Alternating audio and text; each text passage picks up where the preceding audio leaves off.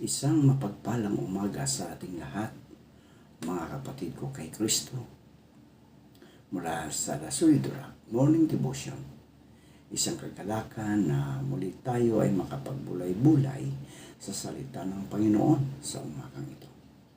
Mga ilang minutong pagbubulay-bulay ng mga salita ng Panginoon upang papurihan at sambahin ang ating Panginoong Hesukristo. Ayan. Magandang umaga po sa ating lahat. Isang bagong araw na naman ang ipinagkaloob sa atin ng ating Panginoong Hesukristo. Isang bagong pagkakataon upang siya ay pasalamatan, purihin at paglingkuran. Sa bawat umaga, marami tayong kinakaharap na gawain, responsibilidad at mga hamon.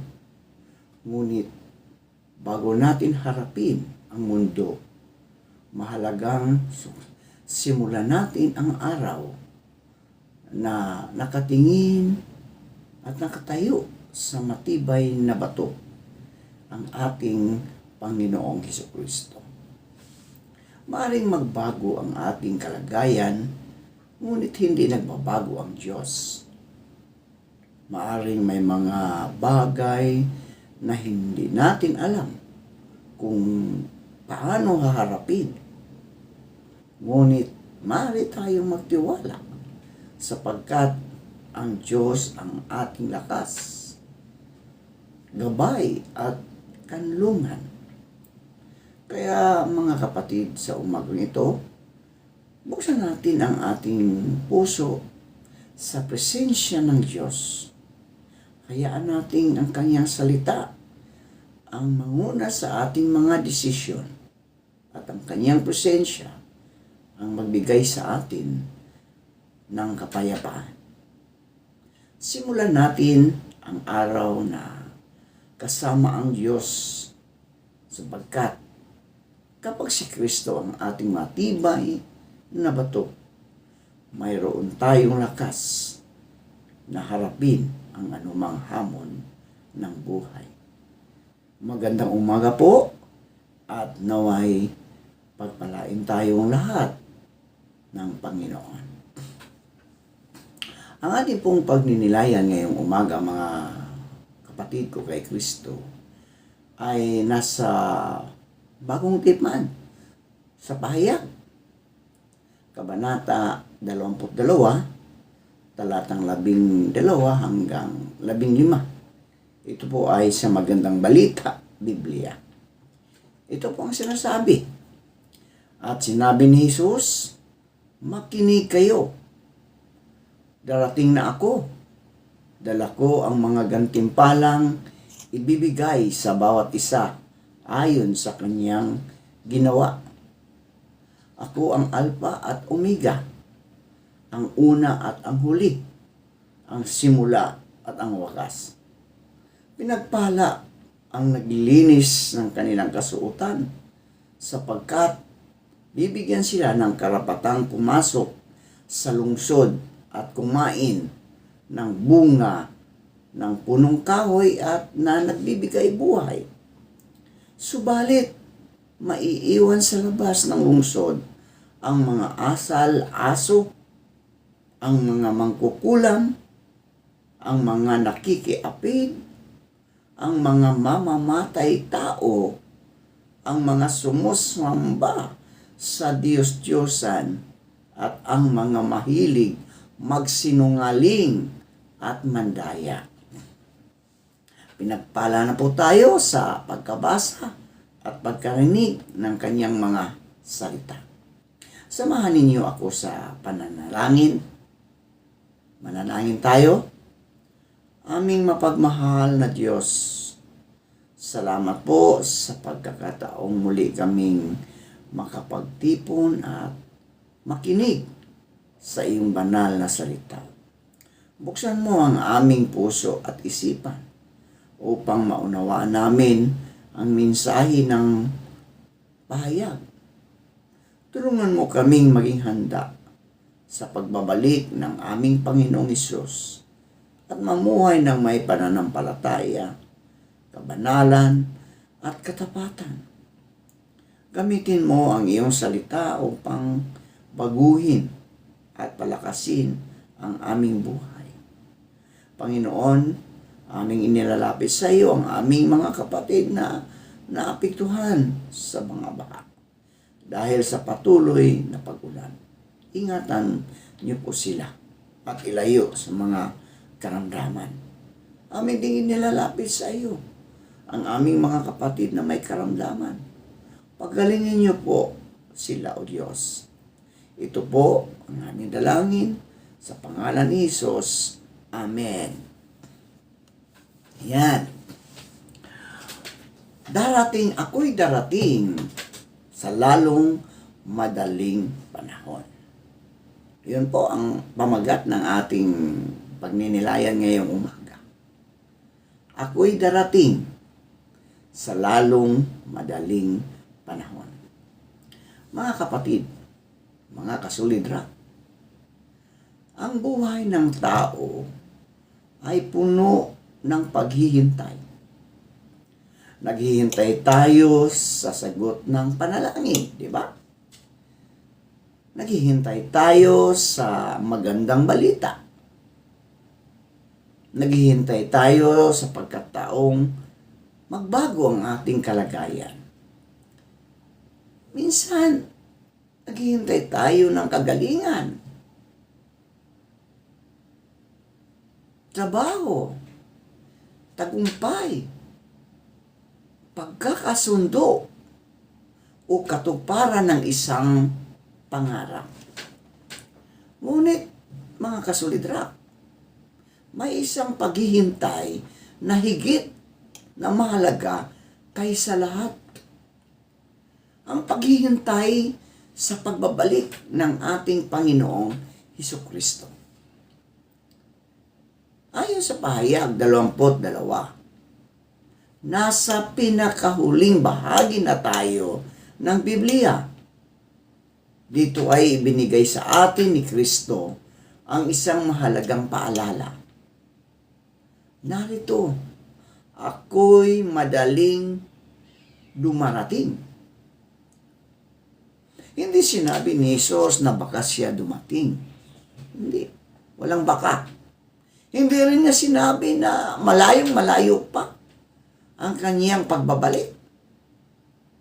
Ang kanyang salita ay isang pangako. Siya ay darating. Diba? Siya ay darating.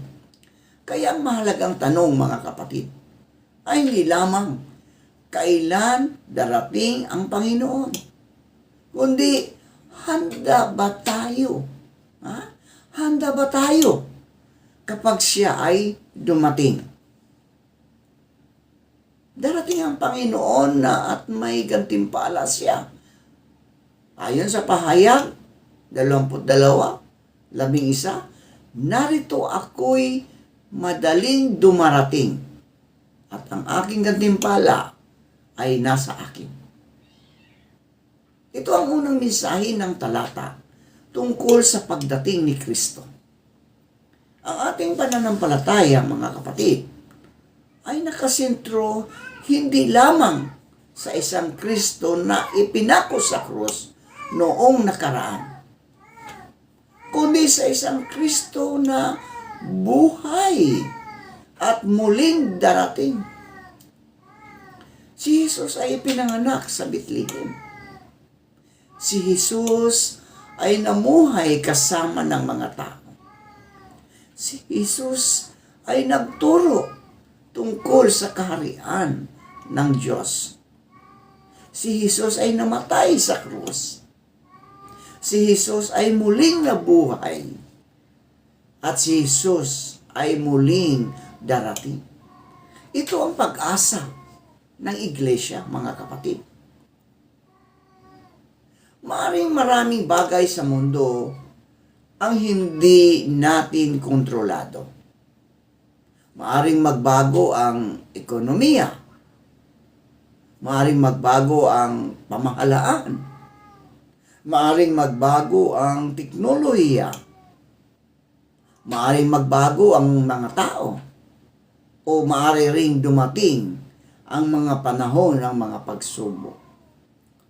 Mga kapatid, may isang bagay na hindi magbabago. Ito'y tutok din ni Kristo ang kanyang pangako. Sinabi niya, ako'y madaling dumarating. Kaya hindi tayo dapat mamuhay na parang ang mundong ito ang ating permanenteng tahanan. Hindi masama ang magtrabaho. Hindi masama ang magplano. Hindi masama ang mag-ipon. Hindi masama ang mangarap. Ngunit kapatid, kailangang tandaan natin na ang lahat ng bagay dito sa lupa ay pansamantala. Ang ating tunay na pag-asa ay kay Kristo.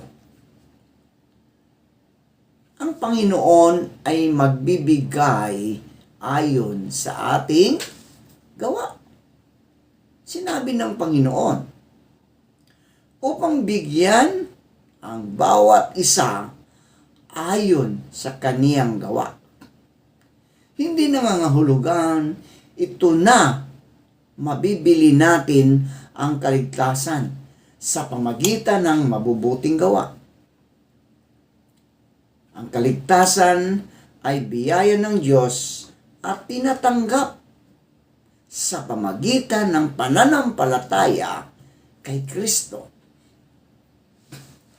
Ngunit ang tunay na pananampalataya ay hindi nanatiling walang bunga. Hindi nanatiling walang bunga. Kung tunay nating tinanggap si Kristo, dapat makita ito sa ating buhay. Makikita ito sa ating pagkatao. Makikita ito sa ating pagkatao. Makikita ito sa ating mga pananalita. Makikita ito sa ating pakikitungo sa kapwa. Makikita ito sa paraan ng ating paglilingkod. Makikita ito sa paraan ng ating paggamit ng oras. Makikita ito sa paraan ng ating paghawak ng pera. Makikita ito sa ating pamilya. Makikita ito sa ating simbahan. Makikita ito kahit walang nakakita sa atin. May mga taong mabait lamang kapag may nakakakita. Diba? May mga taong masipag kapag may papuri. May mga taong naglilingkod kapag may posisyon. Ngunit, mga kapatid, ang tunay na lingkod ng Diyos ay naglilingkod dahil mahal niya ang Panginoon. Ang tanong ay, kung walang makakakita sa ating ginagawa, maglilingkod pa rin ba tayo? Maglilingkod pa rin ba tayo? Kung walang papuri, mananatili ba tayong tapat? Kung walang recognition, magpatuloy ba tayo? Kung hindi tayo napapansin, maglilingkod pa rin ba tayo? Darating ang panahon, mga kapatid, na hindi na mahalaga kung ilang tao ang pumapalakpak sa atin. Ang mahalaga ay marinig natin mula sa Panginoon, mabuting alipin at tapat. Si Kristo ang Alpha at Omega. Sinabi ni Jesus, ako ang Alpha at Omega, ang una at ang huli, ang pasimula at ang wakas. Ang Alpha at Omega ay una at huling titik ng alpabetong Griego. Ipinapahayag nito ang ganap na paghahari at kapangyarihan ni Kristo. Siya ang pasimula. Siya rin ang wakas. Bago pa man natin nakilala ang Diyos, kilala na niya tayo. Bago pa man tayo isilang, alam na niya ang ating buhay. At sa huli, siya rin ang haharap sa atin. Napakahalaga nito dahil madalas nating iniisip na tayo ang may kontrol sa ating buhay. Gumagawa tayo ng sariling plano. May sarili tayong pangarap. May sarili tayong direksyon. Ngunit mga kapatid, darating ang panahon na mauunawaan natin na hindi tayo ang sentro ng kasaysayan. Si Kristo ang sentro. Si Kristo. Hindi umiikot ang mundo para sa atin. Ang buhay natin ay hindi tungkol lamang sa ating tagumpay. Hindi lamang tungkol sa ating kayamanan, sa pangalan o sa posisyon. Ang buhay natin ay tungkol sa Diyos. Kaya ang tanong ay hindi lamang, ano ang gusto kong mangyari sa buhay ko? Kundi, Panginoon, ano ang nais mong mangyari sa buhay ko? Mapalad ang naghuhugas ng kanilang mga damit. Sinabi sa talata 14, mapalad ang nangaghuhugas ng kanilang mga damit. Ito ay larawan, mga kapatid, ng paglilinis at pagtubos. Ang kasalanan ay nagdudulot ng karumihan sa ating espiritual na buhay. Hindi kayang alisin ng tao ang kanyang kasalanan sa pamagitan lamang ng sariling kakayahan. Hindi sapat ang mabuting reputasyon. Hindi sapat ang pagiging relihiyoso. Hindi sapat ang pagdalo sa simbahan. Hindi sapat ang pagiging pastor, pagiging leader, pagiging teacher o church worker. Ang kailangan natin, mga kapatid, ay ang paglilinis na nagmumula kay Kristo. Ang dugo ni Hesus ang nagbibigay ng kapatawaran. Ang biyaya ni Kristo ang nagbibigay ng bagong buhay. Kaya ang tunay na pagpapala ay hindi lamang magkaroon ng magandang buhay dito sa lupa. Ang tunay na pagpapala, mga kapatid, ay ang magkaroon ng malinis na relasyon sa Diyos sa pamagitan ni Kristo. May karapatan sa puno ng buhay. Sinabi niya upang sila'y magkaroon ng karapatan sa puno ng buhay. Napakagandang larawan ito, mga kapatid. Sa simula ng Biblia, makikita natin ang punong kahoy ng buhay sa hardin ng Eden. Sa Henesis, ang kasalanan ay nagdala ng pagkahiwalay ng tao sa Diyos. Ngunit sa pahayag, mga kapatid, makikita natin ang larawan ng pagpapanumbalik. Ang nawala dahil sa kasalanan ay muling ipinakita sa presensya ng Diyos. Ang mensahe nito ay malinaw. Ang huling salita ng Diyos ay hindi pagkawasak, kundi pagpapanumbalik para sa kanyang bayan. Ang Diyos ay naghahanda ng buhay na walang hanggan para sa mga nagtitiwala kay Kristo. Kaya hindi natin kailangang mawala ng pag-asa. Hindi na kailangang mawala ng pag-asa. Maaring ngayon ay umiiyak ka. Maaring pagod ka na. Maaring marami kang pinagdaanan. Maaring hindi mo maintindihan kung bakit nangyayari ang ilang bagay sa iyong buhay. Ngunit hindi dito nagtatapos ang kwento, mga kapatid. May hinaharap ang mga anak ng Diyos. May buhay na walang hanggan. May presensya ng Diyos. May bagong langit at bagong lupa. May pangako si Kristo. May pintuan para sa mga tumatanggap kay Kristo. Sinabi rin, at makapasok sa bayan sa pamagitan ng mga pintuan. Di ba? So dito mga kapatid, nakikita natin na ang larawan ng pintuan ay nagsasalita tungkol sa pagpasok sa presensya ng Diyos. Napakahalaga nito dahil ipinapakita na may destinasyon ang buhay ng bawat tao. Hindi pare-pareho ang dulo ng buhay ng lahat. Mayroong buhay na kasama ang Diyos at mayroong pagkakahiwalay sa Diyos. Kaya habang may panahon pa mga kapatid, habang may panahon pa, tinatawag tayo ng Panginoon na lumapit sa Kanya. Huwag nating hintayin ang huling sandali. Huwag din nating sabihin, pag matanda na ako, saka ako maglilingkod. Huwag nating sabihin, kapag wala na akong problema, saka ako lalapit sa Diyos. Huwag nating sabihin, kapag maayos na ang buhay ko, saka ako magsisimba. Hindi natin alam, kapatid, kung gaano katagal ang ating buhay. Maaring bukas, maaring mamaya, di ba? Kaya, ang pinakahalagang panahon para tumugon sa Diyos, mga kapatid, ay ngayon na.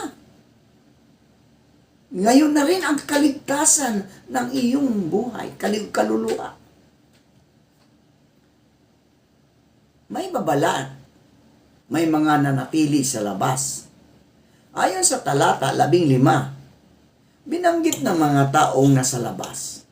Sa labas ng mga aso at ang mga manggagaway at ang mga mapaki-apid at ang mga mamamatay tao at ang mga mapagsamba sa mga Diyos-Diyusan at ang bawat umiibig at gumagawa ng kasinungalingan.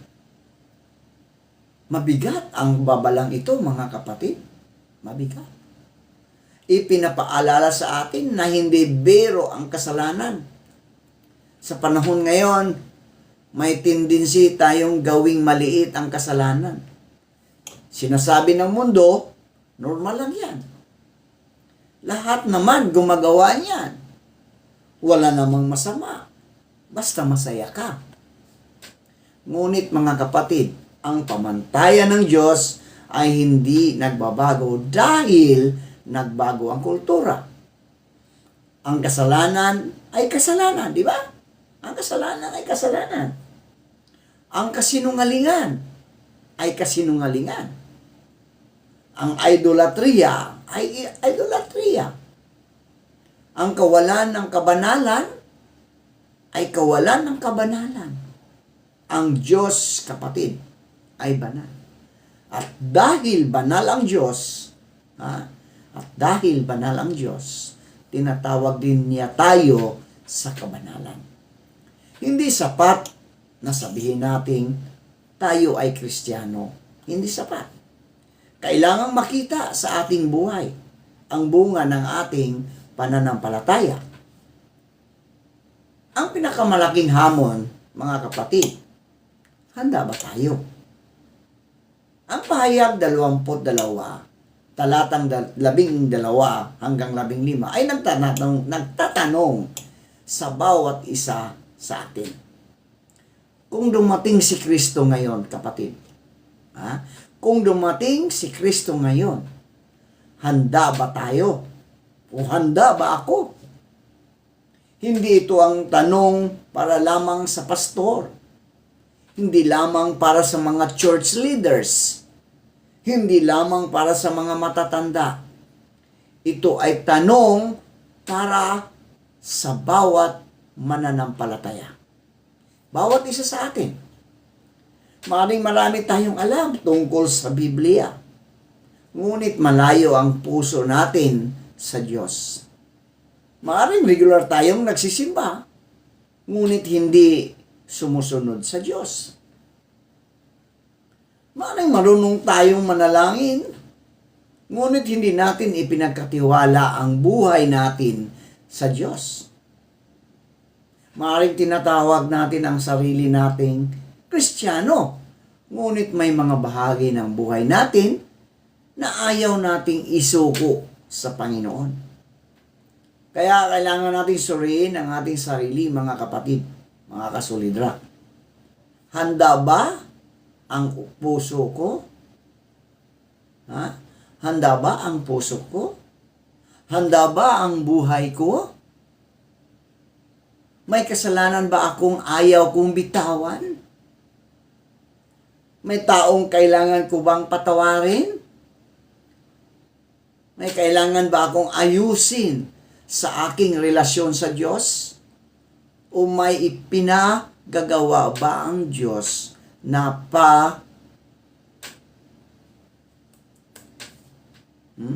may pinapagagawa ba ang Diyos? Ang pagbabalik ni Kristo, mga kapatid, ay dapat maging motivation sa paglilingkod. No? Motivation natin sa paglilingkod. Kung alam nating darating si Kristo, hindi tayo dapat maging tamad sa paglilingkod. Hindi natin alam kung kailan siya darating. Kaya habang may panahon pa, kapatid, maglilingkod tayo. Kung kaya mong magturo, kapatid, magturo ka. Kung kaya mong mangaral ka. Kung kaya mong manalangin, manalangin ka. Kung kaya mong tumulong, kapatid, tumulong ka. Kung kaya mong manghikayat ka. Kung kaya mong magbigay, kapatid, magbigay ka. Kung kaya mong umalalay sa isang taong nanghihina, umalalay ka. Huwag mong isipin na maliit ang iyong ginagawa. Minsan, isang simpleng salita ng encouragement ang maaaring magligtas sa isang taong nawawala ng pag-asa. Minsan, isang panalangin ang maaaring maging dahilan upang muling lumakas ang isang tao. Hindi natin alam, kapatid, kung gaano kalaki ang epekto ng ating katapatan. Kaya magpatuloy tayo. Huwag mabuhay sa takot, kapatid. Mabuhay sa pag-asa. Kapag pinag-uusapan ang pagbabalik ni Kristo, may mga taong natatakot. No? May mga taong natatakot. Ngunit para sa mga tunay na nagtitiwala kay Kristo, ang pagbabalik niya ay hindi dapat maging dahilan ng permanenteng takot. Ito ay dapat maging dahilan ng pag-asa. Ang mundo ay maaaring magbigay ng maraming pangamba. Ngunit si Kristo ay maaaring magbigay ng katiyakan. Maaaring hindi natin alam ang lahat ng mangyayari bukas, ngunit alam natin kung sino ang may hawak ng bukas. Si Jesus, mga kapatid. Si Jesus. Maaaring hindi natin alam kung gaano katagal ang ating paglalakbay dito sa mundo. Ngunit alam natin ang ating destinasyon. Iyon ang pinaka-importante, mga kapatid. Kasi kung hindi natin, gaano katagal ang ating buhay dito sa mundo, pero alam natin saan ang tungo natin. Ang presensya ng Diyos.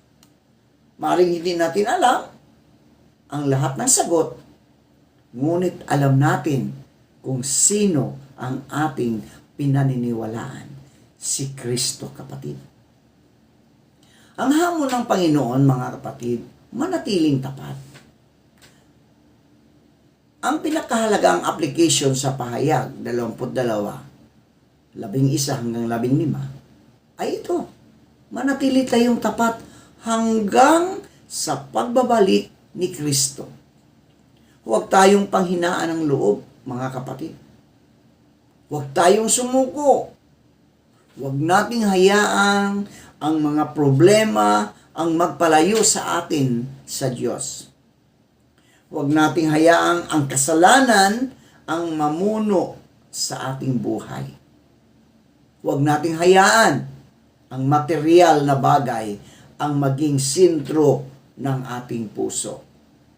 Huwag nating hayaan ang opinyon ng tao ang magdikta ng ating pananampalataya. Kapatid, tumingin ka kay Kristo. Kapag pagod, tumingin ka kay Kristo.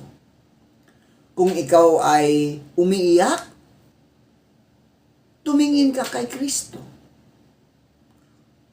Kapag nabigo ka, kapatid, tumingin ka kay Kristo. Kapag tinanggihan ka, tumingin ka kay Kristo. Kapag inuusig ka, kapatid, tumingin ka kay Kristo. Kapag hindi naintindihan ang nangyayari, tumingin kay Kristo. Sapagkat siya ang Alpha at Omega. Siya ang pasimula at siya rin ang wakas. Siya ang ating Panginoon, tagapagligtas at pag-asa. Ang pahayag 22 ay mensahe ng pangako. Mensahe ng pangako, kapatid. Mensahe ng babala. Mensahe ng pag-asa at hamon. Ang pangako ng pangako, mga kapatid, darating si Kristo. Darating si Kristo ang katiyakan. Siya ang Alpha at Omega. Ang pagpapala. Ang mga kay Kristo ay magkakaroon ng buhay at makapasok sa kaniyang presensya. Ang babala, hindi dapat baliwalain ang kasalanan, mga kapatid. Ang hamon, mamuhay tayo ng tapat habang hinihintay ang pagbabalik ng Panginoon. Mga kapatid, mga kasolidra, hindi natin alam kung kailan darating si Jesus. Hindi natin alam. Ngunit alam nating darating siya, di ba? Hindi natin alam hindi natin alam kung kailan. Pero ang alam natin, darating siya. Kaya huwag nating sayangin ang panahon, mga kapatid. Huwag nating sayangin ang panahon. Kung may dapat patawarin, kapatid, patawarin mo na. Kung may dapat ayusin, ayusin mo na. Kung may dapat pagsisihan, magsisi ka na. Kung may dapat iwanang kasalanan, iwanan mo na. Kung may dapat simulan sa paglilingkod, simulan mo na sa paglingkod. Kung may dapat ipahayag tungkol kay Kristo, ipahayag mo na, kapatid. At higit sa lahat, manatili tayong nakapit sa Panginoon. Sapagkat ang ating buhay ay hindi nagtatapos sa kamatayan. No, hindi nagtatapos sa kamatayan. Ang ating pag-asa ay hindi nakasalalay sa mundong ito. Ang ating kinabukasan ay nasa kamay ng Diyos. At ang Panginoong Hesus mismo ang nagsabi, narito ako'y madaling dumarating. Kaya bilang iglesia, kapatid, bilang pamilya, bilang mga lingkod ng Diyos, at bilang mga individual na mananampalataya, ang tamang tugon natin ay, Panginoon, handa akong sumunod. Handa akong maglingkod. Handa akong mamuhay ng may kabanalan. At habang hinihintay ko ang iyong pagbabalik, mananatili akong tapat sa iyo. Kung dumating si Kristo ngayon, kapatid, ano ang makikita niya sa iyong buhay? Ano ang makikita niya sa iyong buhay? Makikita ba niya ang isang pusong handang sumunod? Makikita ba niya ang isang buhay na nagsisilbi? Makikita ba niya ang isang taong nagsisisi at nagtitiwala sa Kanya? O makikita niya ang isang pusong abala sa mundo ngunit malayo sa Diyos? Mga kapatid, mga kasulira, hindi natin kontrolado kung kailan darating ang Panginoon. Ngunit, mga kapatid, kontrolado natin kung paano tayo mamumuhay habang siya ay ating hinihintay. Kaya ngayon na ang panahon upang maging tapat. Ngayon ang panahon upang maglingkod. Ngayon ang panahon upang magsisi. Ngayon ang panahon upang maniwala. Ngayon ang panahon upang lumapit kay Kristo, sapagkat ang hari ay darating. Si Jesus ay darating, kapatid. At kapag siya ay dumating, ang pinakamagandang marinig natin ay mabuting alipin at tapat. Manatili tayong tapat hanggang sa wakas. Amen. Manalangin tayo, mga kapatid. Aming mapagmahal na Ama, maraming salamat sa iyong salita na nagpapaalala sa amin na si Jesus ay muling darating.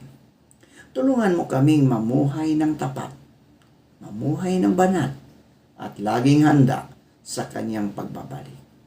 Linisin mo ang aming puso sa kasalanan. Palakasin mo ang aming pananampalataya at gawin mo kaming tapat sa paglilingkod. Sa bawat araw, tulungan mo kaming mamuhay na nagbibigay luwalhati sa iyong pangalan. Panginoong Hesus, habang hinihintay namin ang iyong pagbabalik, manatili nawa kaming nakakapit sa iyo hanggang sa wakas. Ito ang aming dalangin sa pangalan ni Hesus na aming Diyos at tagapagligtas. Amen at amen.